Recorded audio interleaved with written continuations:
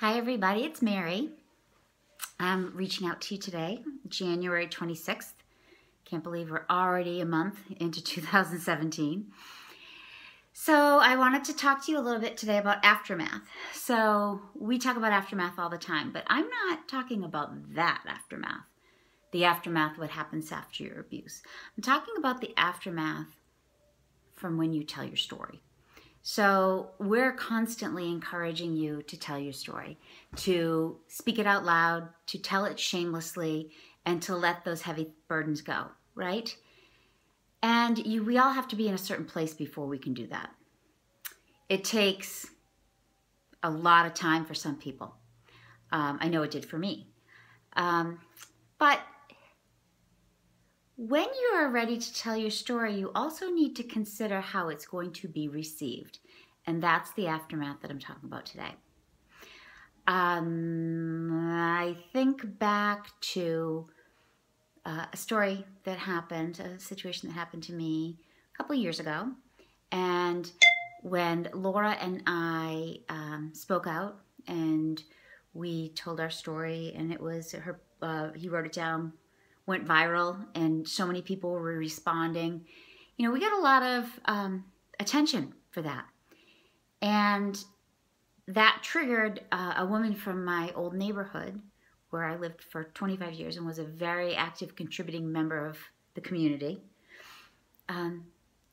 She was an author, a writer for the local paper, and she said, "I can't believe that that happened to you. You're so normal," which I get a lot, which is kind of funny.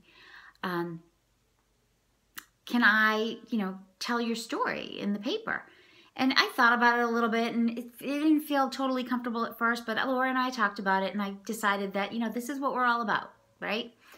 Talking about how the abuse happens everywhere, and you never know. So she wrote an article, and she did a really wonderful job, and was just presented it beautifully, especially supporting us in what we were doing with Say It Survivor. And then guess what? Crickets. I'm not kidding. I can count on one hand people who reached out to me. And I didn't expect them to pat me on the back or high-five me or hug me or turn their head and nod sadly because they felt bad for me.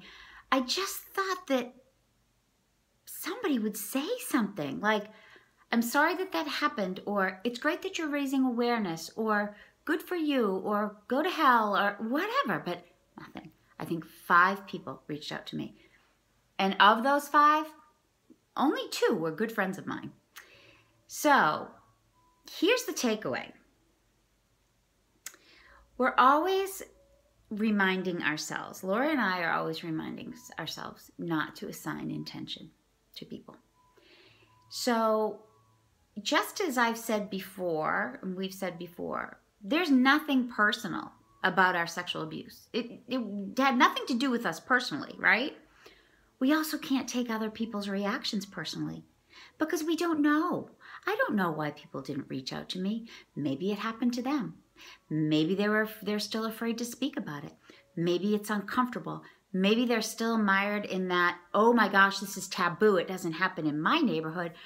Or maybe, there might be some people who just look askance because they think that it's foolish to be telling personal information.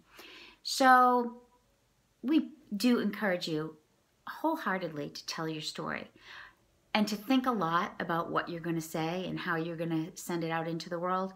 But also remember that when you do that, you are so strong and so brave, and that you own your story and no one else has any right to judge you for how you tell it or how you survived.